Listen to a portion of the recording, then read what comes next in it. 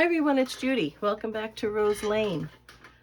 My chair is making all kinds of creaky noises because as I hit the button, I sit down. I got my funky sweater on again. I will be taking it off.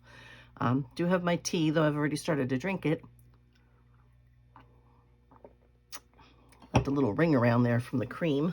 I'll take my sweater off because I'll get caught on everything. So today is my Sit a Spell Sunday. Just looking at this, I'm thinking they go in both directions, so I can never make up my mind which way is up. I think mostly this way, I think. Yeah, so today is our Sit a Spell Sunday, and I mentioned in my last video, which came up yesterday, Saturday, that because that was a National Puppy Day or something a few days ago, I'm not always up on these things. It seems almost every other day it's National something. I decided that today I would talk a little bit about some of my animals, and I've had lots and lots. But talking about our animals is our pets and telling stories about some of the animals that I've had and some of, well, just how much they enrich my life and where we are with that now. So my quote today comes from a British writer. He was actually, I guess he was kind of like a country farmer kind of thing. He was born in 1916 in Sunderland, England. His name is James Harriet. And I'm sure most people know who he is. And he wrote some books taken from a poem that was written by a woman whose name I can't remember. I think the name Frances was in there somewhere. She wrote a poem called All Creatures Great and Small. And he, I assume, borrowed those few lines from that poem that she had written and wrote some books regarding animals and people and relationships, not just between people, but between people and animals. And his quote says this. He says, "If having a soul means being able to feel love and loyalty and gratitude, then animals are better off than a lot of humans." And that's kind of my sentiment, and I know sometimes when I say it, people think, that's not very nice for humans, but humans, some of them are not so great sometimes. Some of them are wonderful. Some of them not so much, but it seems to me, at least all the animals I've encountered in my life, if you love them, they love you back. And if you treat them kindly, they will be kind. And that, sadly, in my experience with human beings, is not always the case. Most, yes, but some, no. And I've never had a bad relationship with an animal, but I have run head to head with some human beings. So today I'm going to talk a little bit about my animals. Hopefully you'll share some of your stories. I know that some people out there have not had animals for whatever reasons, mostly maybe because you're allergic to animals, but know this, I am allergic to cats and dogs, and that has not stopped me. I just take medication and deal with it. I love having my animals, but that's just how I am. So today we're going to be working, while I'm talking, we're going to be working on the sewing journal, the sewing florals from my Porch Prints. I have signatures getting ready, but I wanted to, let me put this in there. I wanted to make some other pages. So I'm going to start like gluing things down and cutting things out. I have stuff cut out up here. I'm not getting there yet. And this was the pocket for the cover. And I had this bright idea. We'll see if this works. To put the card will go in here. I made this a tuck spot. I'm thinking it's far too fragile, so I think I'm going to glue it down. But what I wanted to try to do was to take some lace and kind of make a rounded, gathered piece up here, and then probably put something, maybe a button or a couple of buttons or something in here, because it will leave a gap. But we'll see when we get there. I don't even know if it's going to work. So, nothing tried, nothing, what do they say? Nothing ventured, nothing gained. But for right now, I'm going to get to these. And you'll see eventually what all of this comes out to be. So I think where I'm going to start is to suffice it to say that I've had animals of one sort or another. I would say, I'm trying to think of how I really want to do this. Hang on one second. Yeah. I think I'm going to bring it in just a wee bit. So I'll bring it in like that. The first animal I had was a bird, and it was given to me by one of my mother's sisters, my Aunt Millie. And her name was Noelle. She was just a parakeet. I don't say just a parakeet, as opposed to not like a big fancy bird. And she was a Christmas gift to the family from my aunt, and so we named her Noelle. And I think I'm going to go ahead and do this right to the edge, but not to the... Okay, I'm going to go all the way here, I think. I hope. Let's hope. Let's hope. So just recently, my Aunt Millie passed away. She was 96, and it was right after Christmas. And my one bird that I have, and I'm going to back up, but I just wanted to explain about Noelle and the link she has right now with my present time.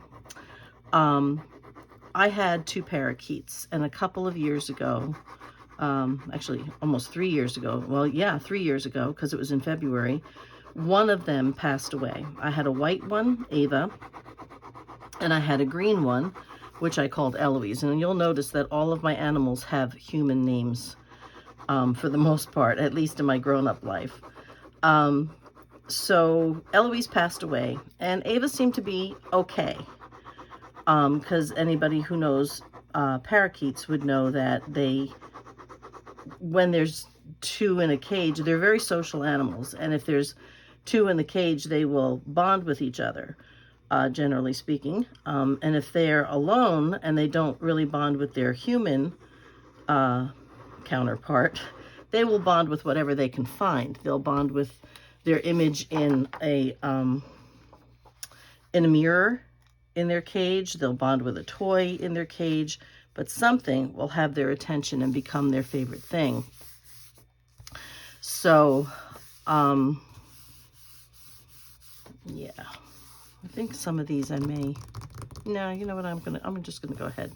I'm gonna go ahead and just do that. So I'm just gonna do this and then slip them to the side here. Move these over this way.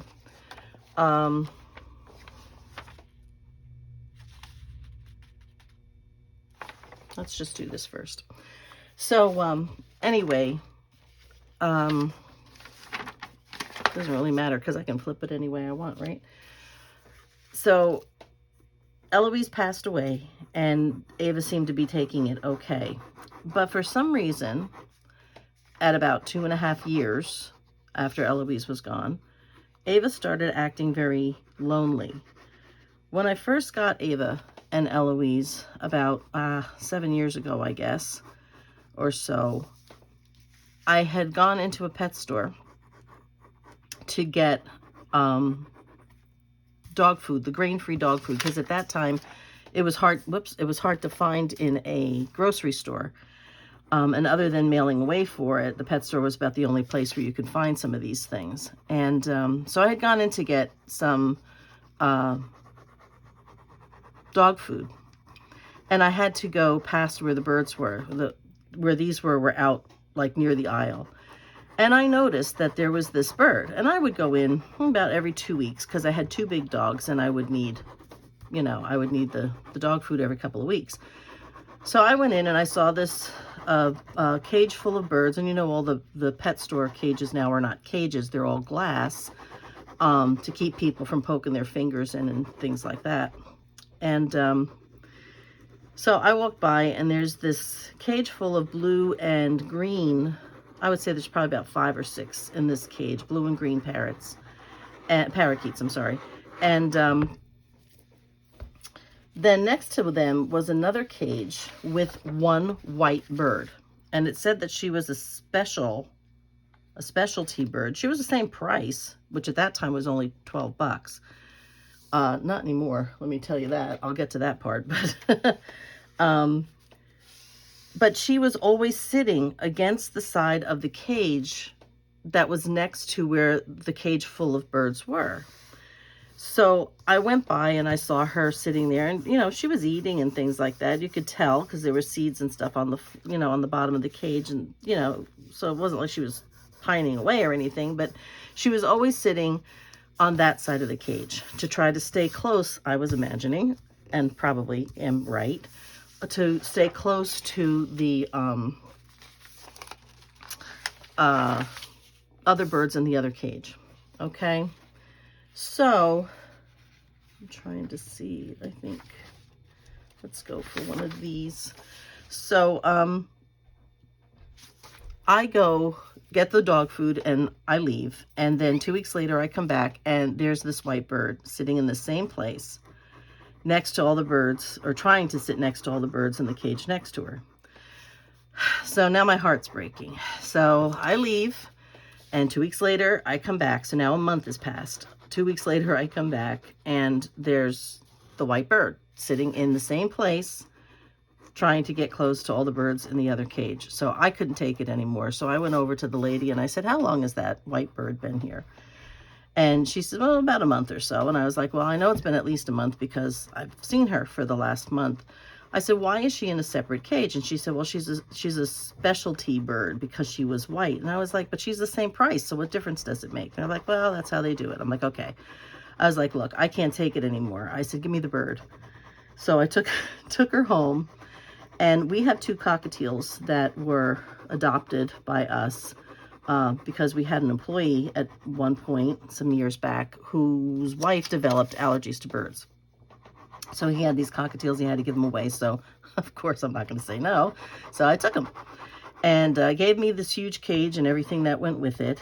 And, just that if we would just take them and take care of them. So we still have them. And their names are Leo and Nina. I did not name them, but his wife was from Cape Verde, I think it's called. And I believe they speak a Spanish or a dialect of a Spanish language or something. But anyway, so she had named the birds. Went over the edge again. Here it is. So anyway, so I brought her home, and I had a travel cage for my bigger birds, for when we had to like move and we couldn't put them in, because the cage that they're in is this huge, like 4.5 foot high thing, and you can't fit it in anything, and they can't really travel in it. So we had a smaller cage, regular size cage, that we would put them in when we had to travel, or when they had to be staying at my in-laws or something for when we moved and couldn't have them in the house until we were settled in the new place. So so I put her in that cage, and I had a small table downstairs, and I decided that I would put her on that table for the time being. Now, my husband was away for the weekend. He was up at his parents' house taking care of some stuff for them. And of course, now he doesn't know that I've brought home a bird, and I already have 2 dogs and 2 hamsters. Okay, and now I've got another bird. 2 birds, 2 dogs, 2 hamsters. Now I've got another bird. So I'm thinking, how am I going to explain this one? So I put her on the table, and her cage on the table, and she went to the side of the cage that was closer to the cage where my bigger birds, my cockatiels, were. So I took the table that she was on, and I moved it closer to their cage, and I turned her cage around to put her on the opposite side, and she went to the other side of the cage where the other birds were. And I was like, okay, she's lonely, I can't take it. So I went back to the store, and I said, give me that green one. So so I brought the green one home and put her in the cage, and I named her Eloise. The white one I named Ava, and I named the green one Eloise. And they sat so close together that they actually looked like they formed this heart shape with the 2 of them. And it just, so I'm calling my husband, and I'm like, okay, you're on your way home. I need to tell you this before you get here. So he's like, are you serious? You got 2 birds, da, da, da, da, and all this kind of stuff. So he comes in the house and he's looking at the birds and they're sitting together. And I said, look, they love each other and they're not lonely anymore. And I started crying. And he's like, okay, okay, you keep the birds. So we kept the birds. Of course we were going to keep the birds. And so that's how I got Ava and Eloise. And that's way in the middle of my story, but I wanted to explain that when Eloise passed away, and Ava started to act like she was lonely, sitting on the side of the cage again where my bigger birds were next to her. I told my husband when he said to me, what do you want for Christmas? I said, I want a bird for Ava. And he's like, well, you want a bird for yourself? And I was like, well, yes, I want it for Ava because she's lonely again. I want her to have a friend. So we went up, and shortly after Christmas, like I said, my Aunt Millie did pass away. And it was right after Christmas that we went to the pet store. And so I got a blue parakeet and I named her Millie after my aunt, because the first pet that I ever had, and the first pet that I had was a bird, came from my Aunt Millie, and it was a blue parakeet. So that's my parakeet story. You know about Leo and Nina, more or less. So I'm going to back up now. I'll go to the first pet that my husband and I had. And the first pet that we had together was a dog named Jessie. I think I'm going to go on this side here. And just have one more. Let's see what I want to do. Oh, I don't know if I want to do this one or the other one. Okay. Maybe I'll do, let me put this over here. I think I'll do this. I'll do this one. So Jessie was a yellow lab, and probably like the smartest animal I've ever had. I'm wiping my nose again. Sorry. And he was probably the smartest dog that we ever had. And so at 9 months, though, was when my husband and I decided that we were going to become ministers, and we had to go away to seminary. So we had to leave Jessie with a coworker of mine for 2 years, until we could go back and get him. And anytime we had to go away, for the first little while, we would leave Jessie with my husband's parents. Well, one time we were gone for a while, and quite honestly, I can't remember exactly why. It was more than a weekend. It was like nearly a week. And we had brought him to my in-laws' house, and we got in, oh, I don't know, it was after dark. Not late, but it was after dark. And to pick him up. And so I came in. They never locked their doors where they were at that point, and they were in the country, and they just didn't lock the doors. And so I opened the door, and Jessie had been upstairs with my mother-in-law in her bedroom. I opened the door and I come in, and he heard the door open, so he came to the top of the stairs, and he's peeking around the door, you know, the edge of the wall at the top of the stairs as I come in. And I looked up at him, and he just kind of looked for a quick second. He was like, I'm not sure. And then I went, Jessie, and he got so excited, and he ran down those stairs, and he's jumping all over me, and it was, oh, so adorable. And I just, of course, loved every minute of it. And so he was just like a brilliant, brilliant dog. But Jessie, I could never train not to wander. He would just meander out the door. And if you weren't looking, you know, he'd be gone. And I can't tell you how many times I had to go looking for Jessie. So, but he was so smart. I trained him to bring his dog dish, and it wasn't quite like Snoopy. I mean, it kind of hung out of his mouth, but you know, I trained him to bring his dog dish to us when he was hungry, and I trained him to get his dog food, and you know, things like that. He was just such a smart dog, such a good angel. He had a hard life. He developed pancreatitis and diabetes. He ended up with cancer. He had lymph node cancer. And somebody had taken him out when we were at one of our churches, and they had taken him out, and they took him out through this back door, which was a heavy metal door that would close on its own. They didn't make sure that he was through the door. before it slammed shut, and it caught his tail. Now, because he had the diabetes and the cancer already, he couldn't heal, and he ended up with gangrene in the tail. We had to have it cut off and all kinds of stuff, and my heart just broke with that dog because he was my best friend. He truly was my best friend.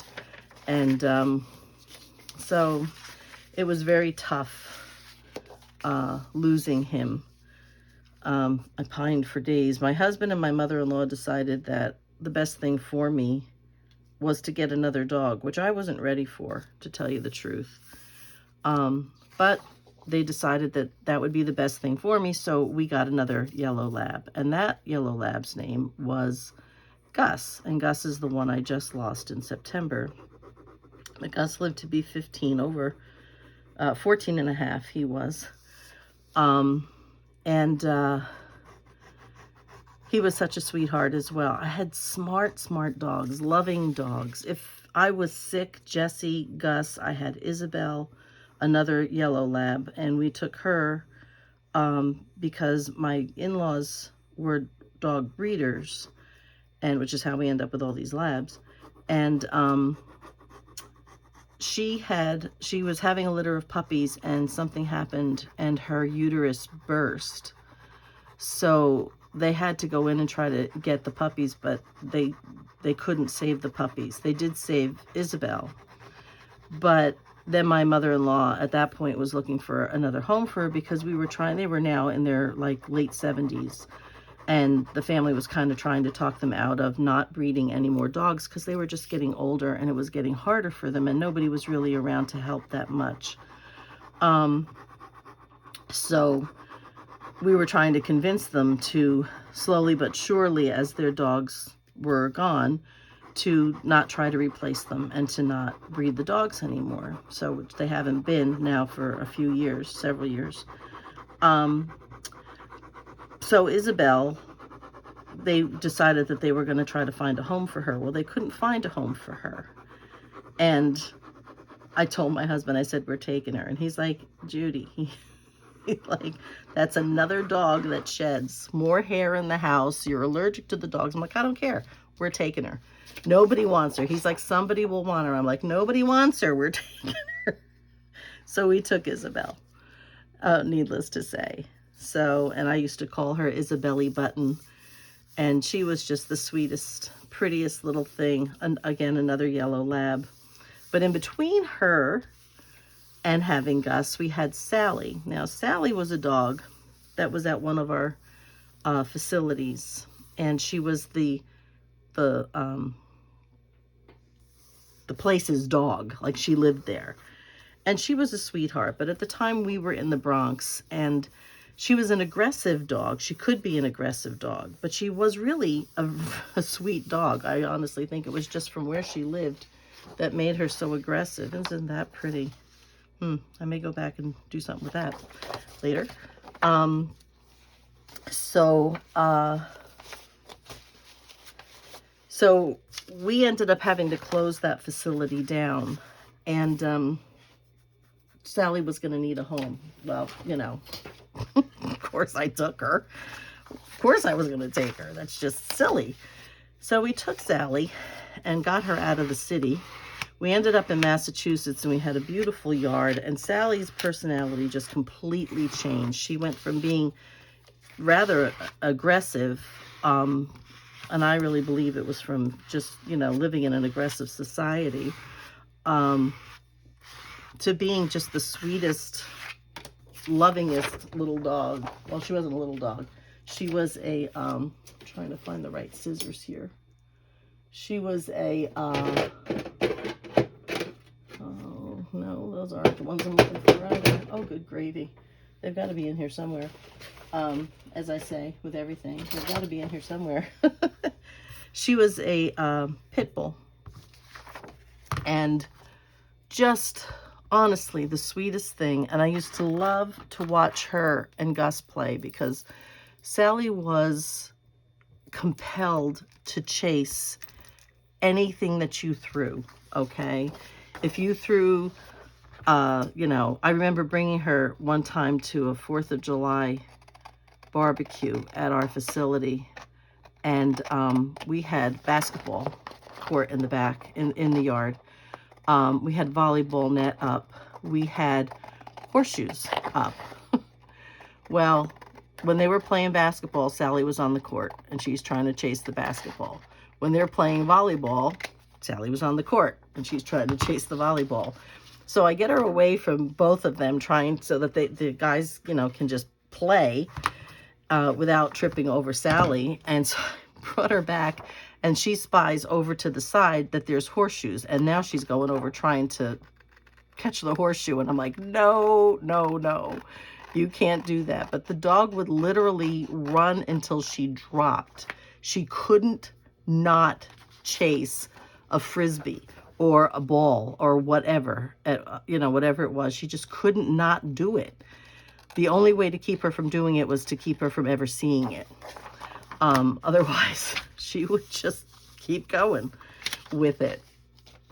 So they would play, my husband and my son, when he was up and around with us, and my brother-in-law would play Frisbee in our backyard.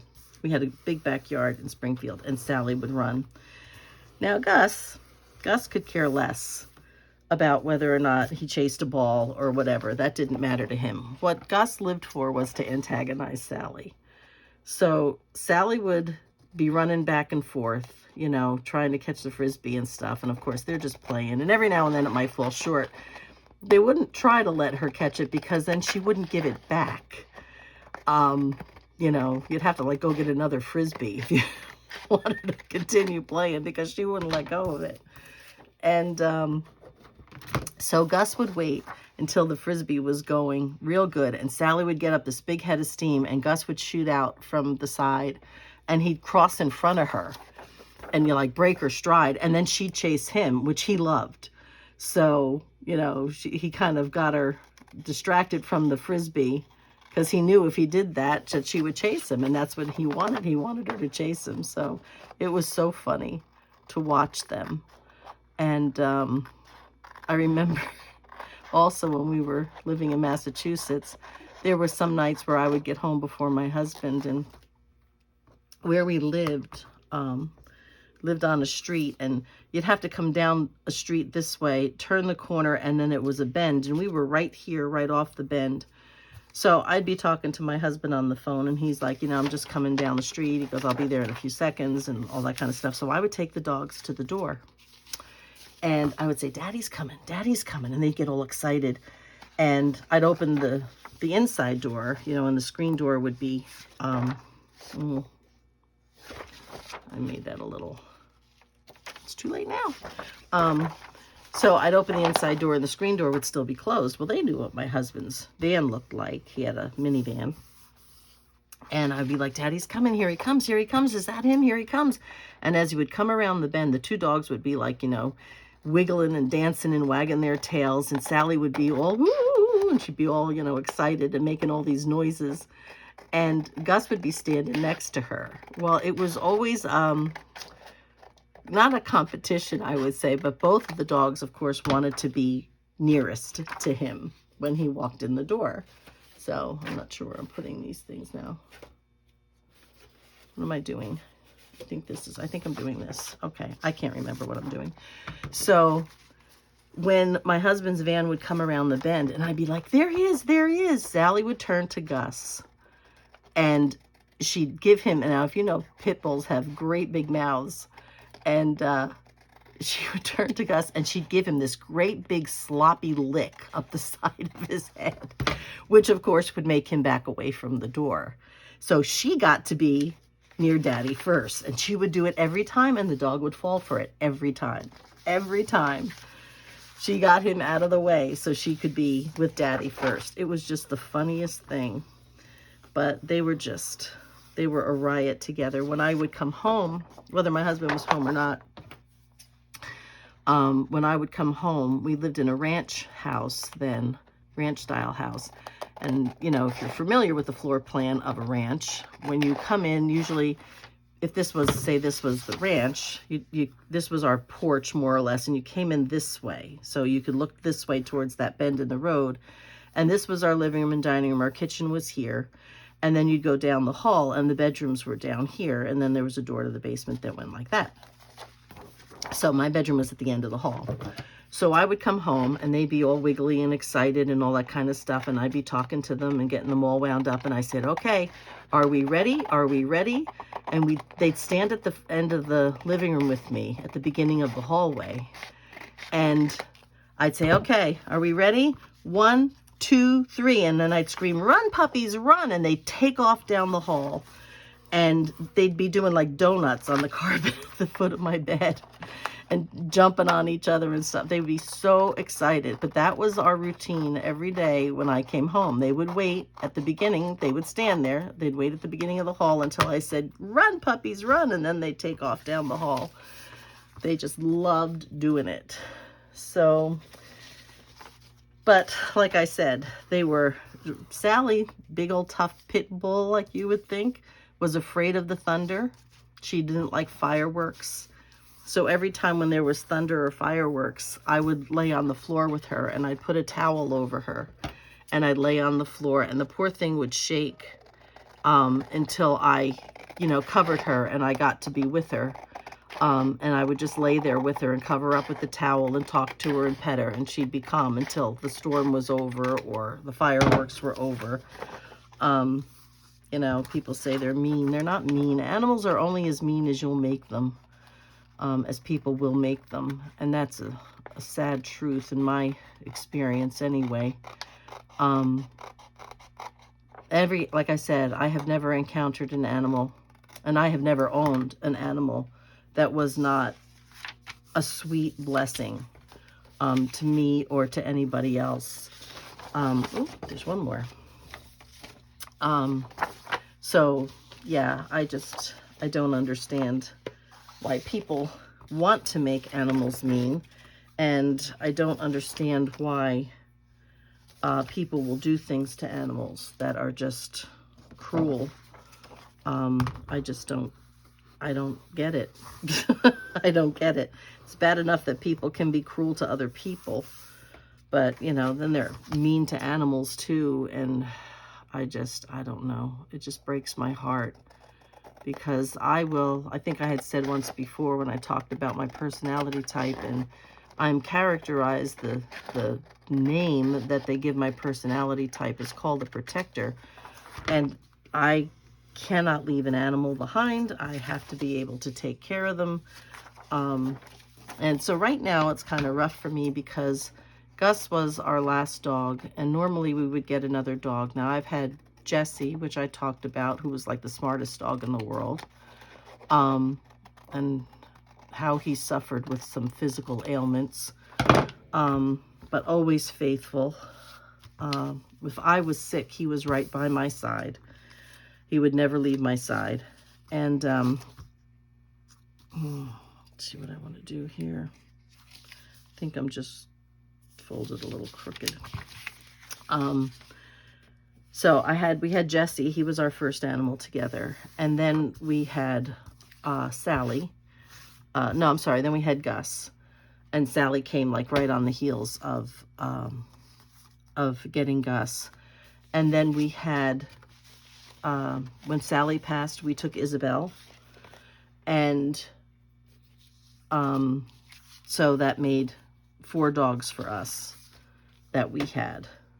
Jesse, Gus, Sally, and Isabel. Now, Gus we just lost in September, and we had made the decision to not try to get another dog, which for me is very hard because I'll take anything. And but we decided that it's very difficult when we move because we live in homes that are owned by the church, and they have to be spotlessly clean when we leave for the people who will follow us. And that means that we have to have like a cleaning company, like Stanley Steamer, come in and sanitize stuff.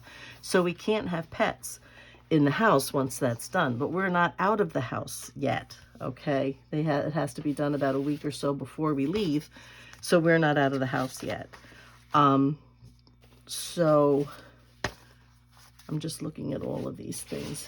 So it makes it kind of difficult to keep the animals somewhere, you know, that's close by. This last time we had to keep them in with my in-laws. They were 5 hours away from us. So it took an overnight to drive up and get them, and then to get back here to pick up the birds and the dog. I had the 3 birds and the dog that we were picking up then, and I'm not done yet because I still haven't talked about my hamsters. So I decided that when it was finally Gus's time, that we would not get another dog. When we go away, my husband and I go away on conferences or whatever it is we might, you know, wherever it is we might be going, we have to leave the dog with my brother-in-law. And that tends to be a bit of a problem because he's getting more and more forgetful in things. I'm not sure these are where I want these. Something is, there should be a different page here. Oh, no, I get it. That's where I'm supposed to be. Never mind. Had it backwards. These are the middle. Okay. So it was just getting harder and harder for him to remember how to care for the animals when we weren't here. So we've got about a little more than 6 years before we retire. And we just kind of decided that we would wait. There, okay, there's one right there. That we would wait until we retire to get another dog. So that's kind of where we are with that. And trying to decide here. This way, I think. So we're not gonna worry about getting another dog until we retire. And my sister had said a few years back when we were going to, this is going to be the same. Okay, when we were going to South Carolina, she said, when you come, we'll go to the pound and we'll get a rescue dog. And I was like, no. And she's like, what do you mean no? I said, I can't do that. And she said, why? I said, because if I go to the pound, you will be coming home with every animal that they have, because I will not leave one there. I cannot go to a pound, which is why, I don't know why I'm short one here, which is why I don't go to pet stores anymore. Because every time I go to a pet store, I come back with another animal. I can't not do it. So I have to take it home. I have to bring one of them home. And so this leads me to my hamster story. And that is, I had gone again to get now bird food and dog food. When I walked into the pet store, you walked in this way and you had to turn, and all the small animals were here. Well, you know, the cats, not the cats, the, like, you know, mice and hamsters and gerbils and those little small animals. And so I turned the corner, and this little brown teddy bear hamster, who's like not much bigger than this, okay, stands up and looks at me straight in the eye. And I looked at him and I went, Miss, and I called her over and I said, I need to have this hamster. So now she's getting the paperwork ready, and I'm thinking, now what am I going to tell Don? How am I going to explain this to him? And, oh, I got one there. And so she's getting all the paperwork ready. I think this is upside down. Yeah, that one's upside down. Okay. She's getting all the paperwork ready, and I'm trying to decide what it is I'm going to tell my husband. And so I'm not sure how I ended up with one extra is what my problem is here. I thought I had 6, but I don't know. This one feels a little light. Maybe this is where it belongs. So, so I bring him, yeah, this is where it belongs. So I bring the hamster home, and it was late March, but it was warm. And my husband and my brother-in-law were in the garage. The garage door was open. And I get out of the car and I take this little, pet shop box out of the car with me. And he looks at me, he goes, "Tell me that is not an animal." I'm like, "It's an animal." And he's like, "Really? Are you kidding me?" And I'm like, "Look," I said, Will is like 22 years old. He needs I want to get him something for Easter. I didn't know what to get him. I didn't want to get him candy. So I got him a hamster. And he's like, "You got you a hamster." And I was like, no, I got Will a hamster. He's like, no, you got you a hamster. And he's like, "Really?" And I was like, "Oh, but look, he's so cute," and all this kind of stuff. Well, don't you know that these two became best pals? Whoops, I'm stuck. There we are. They became best pals, my husband, and I named this one Curtis. Okay, his name was Curtis. And so Curtis was a teddy bear hamster. And the cutest little thing, nothing but a big ball of fur. If you made him wet, which I never did, but if you made him wet, he would all but disappear, I think. Because he was just this tiny little, about lemon size, with all his fur, little animal. He was just this tiny, cute little thing. Well, my husband was Curtis. I got to go this way because I'm not being able to see what I need to see. My husband was Curtis's babysitter. And my husband likes to watch TV, and he would lay on the bed in the bedroom, and he would watch television. And oftentimes, especially like in, spring and summer, that involved, and fall even, that involved baseball, which my husband is a Yankees fan. No matter where we go or live, my husband is still a Yankees fan, okay? So I would take Curtis out of his cage so I could clean it, and I would say, "Okay, you have to make sure, keep an eye on him." And I'd put him on the bed. This is a queen-size bed. So Curtis loved to be free, and he'd run all over the place, and he'd run up and down the blankets, and he'd run up and down the pillows, and my husband was constantly reaching and pulling him back before he'd, like, jump off the edge of the bed and, all this kind of stuff. But if my husband was watching baseball, particularly the Yankees, Curtis would stop. Now, my husband would lay on the bed with his arm like this and another one like this, and rest his hand, if you just saw my face, sorry, rest his hand on his fist on his chin, and, have his arm like this. Well, Curtis would curl up right here in his arm, put his little feet up, and he would watch baseball with my husband. It was the one thing that made him sit still. So I just always thought that was so funny, and I told my husband, I'm going to make him a little Yankees outfit one of these days. I never did. As you may know, hamsters only live about 2 years, and Curtis made it almost 3. He passed away when we left Albany, and we went to, he passed away in Albany. So I got him in Springfield. So when we left Springfield, I went to Albany, and he did pass away there.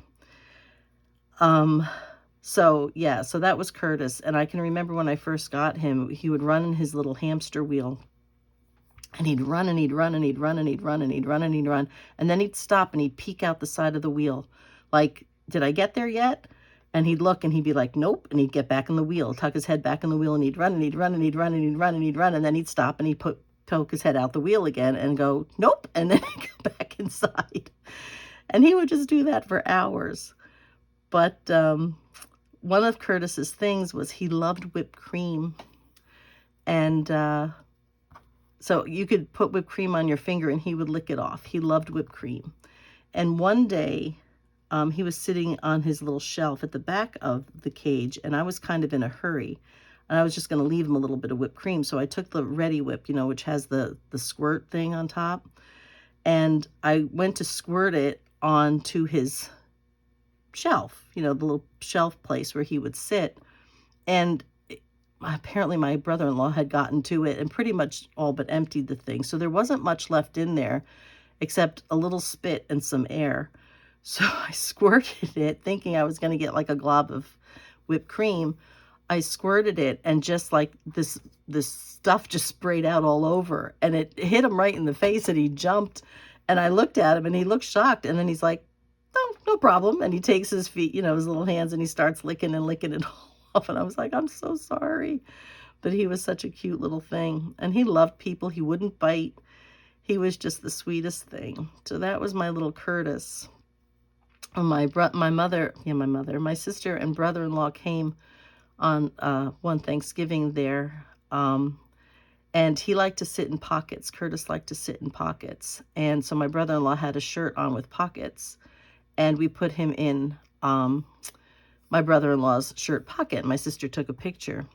So now my sister is a crafter as well, and she's had her hands in multiple different things. Right now what she does is felting. So I will take this and I will give you a second. She made for me a replica of Curtis in a pocket. She has it on a wood thing, but this is Curtis. He was only this big, the size of his head, but she had to make him big. And she has him in a yellow shirt with blue stripes, which my brother-in-law was wearing. It's not the same shirt, but it's close. And so she made a replica of Curtis for me. And on the bottom, it says, 2017, handmade for my sister Judy so she can think of me every day. Curtis immortalized, love, Marie. So this was supposed to be on my desk. So I would remember to think of my sister like that ever happens, that I forget to think of her. But so she made that for me. But like I said, when Curtis passed away, I could not stand seeing the empty cage. So I went to the pet store again. And I got another little brown hamster, teddy bear hamster. And I called this one Thomas. He looked a lot like Curtis did. And Thomas sounded like Curtis, and Thomas also means twin. So, and he looked a lot like Curtis. So that's why I got him. And I had Thomas for a while, and then he passed away as well. I'm trying to decide just how much I want to do this, because I want to try to make it reach. So I had Thomas for a little while. I think I bought him like the beginning of August. And I don't want a big thing like that, so I'm trying to decide what I'm going to do. I bought him in like August, and I'm not really sure how I want this to go. I'm playing and playing and playing. That looks actually pretty on its own, but no, that's not what I want to do. And then in December, I was back in the pet store again, and went into getting bird food and dog food, and I passed by a cage, and it had hamsters in it, little teddy bear hamsters, and most of the time they're sleeping during the day. If you go in the daytime, they're sleeping. But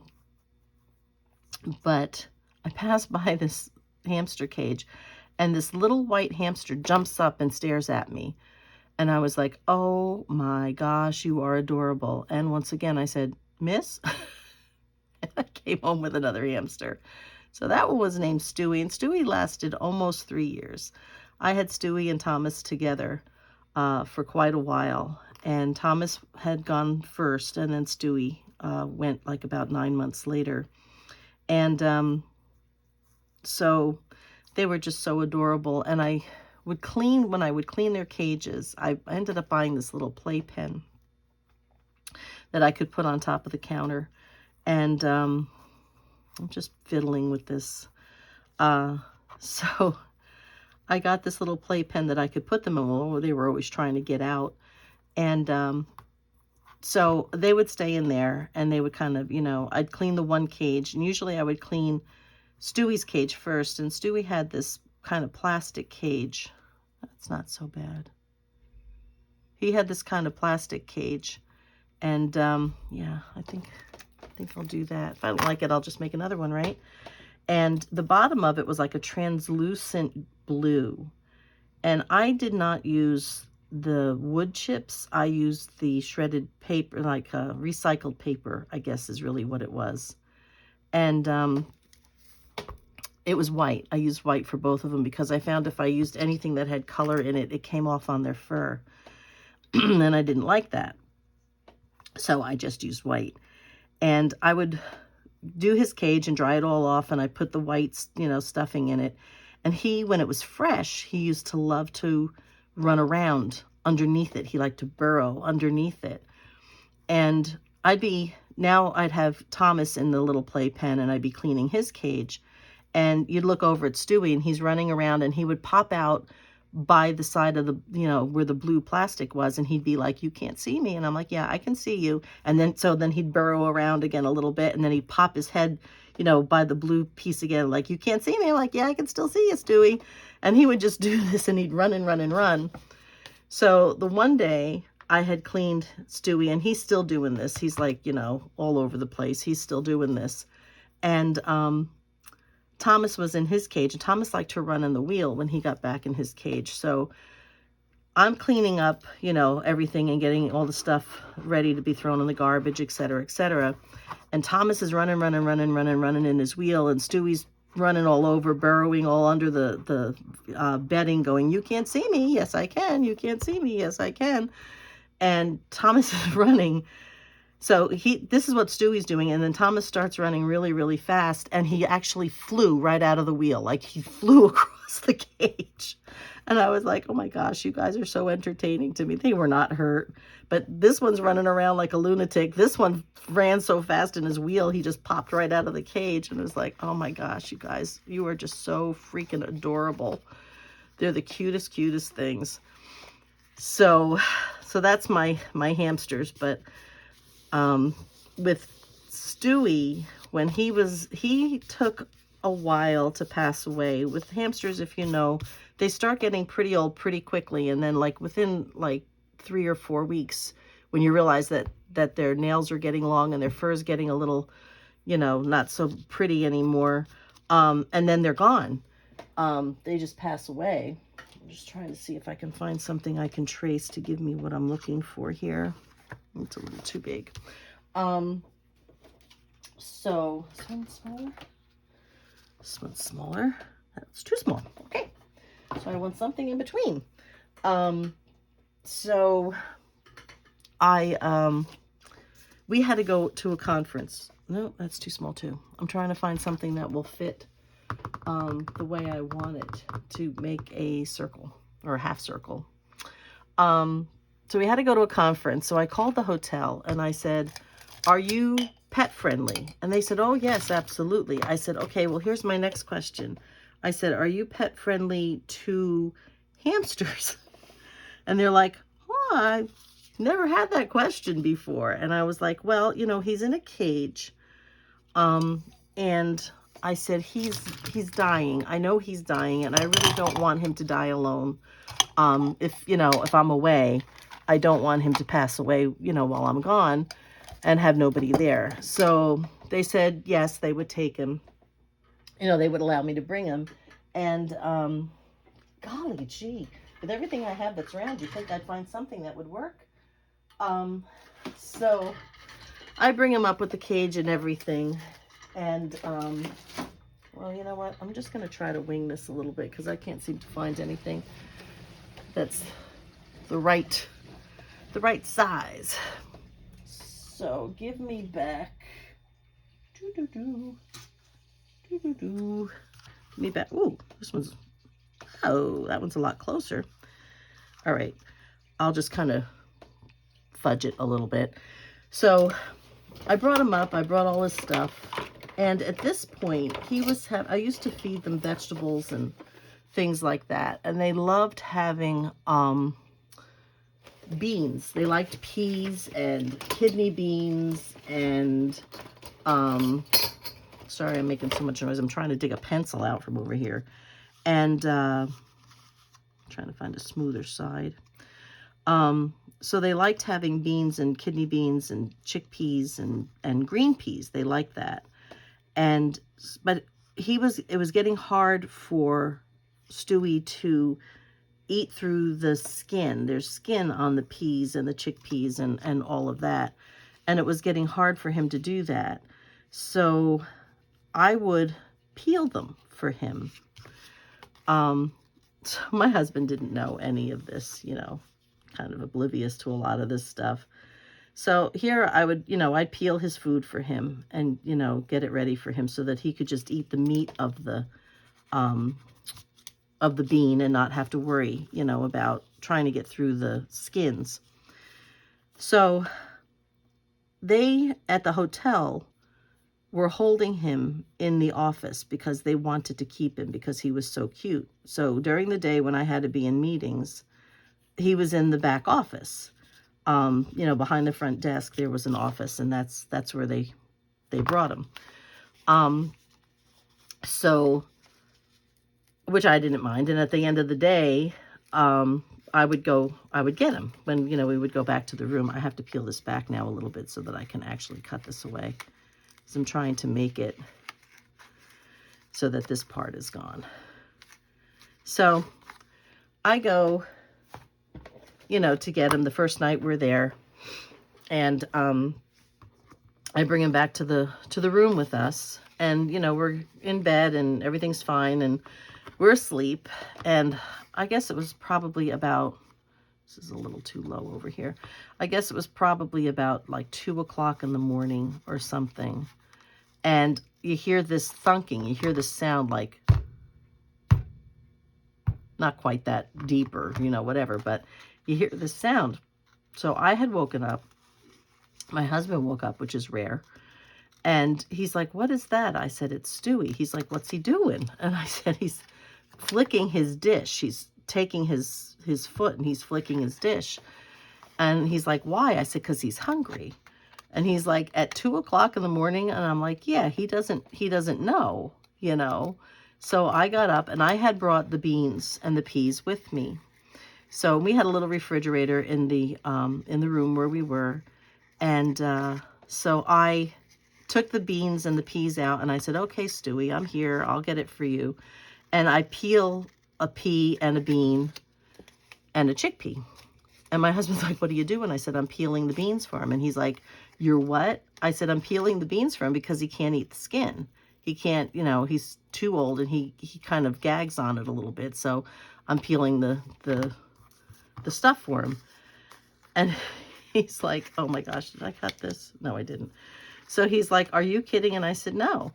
And he's like, "Do me a favor." He said, "If I ever get so sick that you need to peel my peas for me, just kill me." And I was like, "Well, what do you think I'm going to do?" I said, "The poor little thing is dying. He can't do this for himself. Of course I'm going to do it." He said, "If I ever come back," he goes, "as a hamster," he goes, "I want to come back as one of your pets." "I want to come back as one of your hamsters. I've never seen animals taken care of like this." And I was like, "They're my family. How could I not? They're like my children, you know?" So, of course, that's just how it's going to be. So, I don't know if this is how I'm going to keep this or not. I'm not sure what I'm going to do with it, but I might just tuck and trim or something. I'm not sure. I don't know if I like this or not, but it was an idea. So anyway, so that's kind of a few stories about some of my animals. I've had squirrels that I rescued from my yard. Apparently their mother didn't come back. Sadly, you can kind of have an idea why. And so I had 3 baby squirrels that I raised, and, you know, somebody brought me a rabbit once, and a wild rabbit that I nursed back to health and then released it and let it go back into the wild. And animals are wonderful, and they're a blessing to me, and I am missing having my dogs, but I know the time will come, and my husband is sure that when we finally retire, we'll have nothing less than a menagerie of animals in our home, and he is right. He is absolutely right. There'll be nothing less than animals all over the place, because I just can't live without them. Allergic or not, I cannot live without them. So that's it for today, guys. I hope that you enjoyed the stories. I hope that you have a lot of stories of your own. And there's nothing like a sweet animal to love, to be loyal to you, and for you to care for. And they never let you down. You know, they never do. So that's it for today. I shared some of those stories, and we'll see what next week brings. But in the meantime, be safe, be happy, and be blessed. And I'll see you in the next video. Bye-bye for now.